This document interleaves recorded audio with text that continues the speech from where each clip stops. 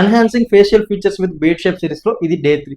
ఈ వీడియోలో మనం స్క్వేర్ ఫేస్ షేప్ వాళ్ళకి ఏ కైండ్ ఆఫ్ బేడ్ షేప్ ని పిక్ చేసుకుంటే వాళ్ళ లుక్స్ అన్నవి మంచిగా ఎన్హాన్స్ అవుతాయో చూద్దాం. ఫస్ట్లీ ఈ స్క్వేర్ ఫేస్ షేప్ వాళ్ళ యొక్క ఫేషియల్ ఫీచర్స్ కానీ మీరు అబ్జర్వ్ చేస్తే వీళ్ళకి జాలైన్ అన్నది చాలా డిఫైన్ గా ఉంటుంది. సో వీళ్ళు ఆ జాలైన్ కొంచెం స్మూత్ గా చూపించే బేడ్ షేప్స్ ఏది పిక్ చేసుకున్నా కానీ బాగానే ఉంటుంది. బట్ నువ్వు మంచిగా కనిపించాలనుకుంటే డెఫినెట్లీ ఈ 2 టైప్స్ ఆఫ్ బేడ్ షేప్స్ ని ట్రై చేయి. ఫస్ట్ వన్ వచ్చేసరికి గోటి. ఈ గోటీలో డిఫరెంట్ వేరియేషన్స్ ఉన్నా సరే నీకు ముస్టాచ్ అండ్ చిన్న దగ్గర హెవీగా థిక్గా ఉంచేసి సైడ్స్ కొంచెం ట్రిమ్ చేయి, అంటే దీంతో బ్యాలెన్స్ గా ఉండేటట్టు ట్రిమ్ చేయి, చూడడానికి చాలా బాగుంటుంది. నెక్స్ట్ వన్ వచ్చేసరికి వ్యాండైకి.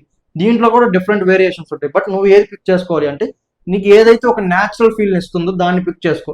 ఇలా పిక్ చేసుకోవడం వల్ల రాయల్ లుక్ ని ఈజీగా పుల్ ఆఫ్ చేయగలవు.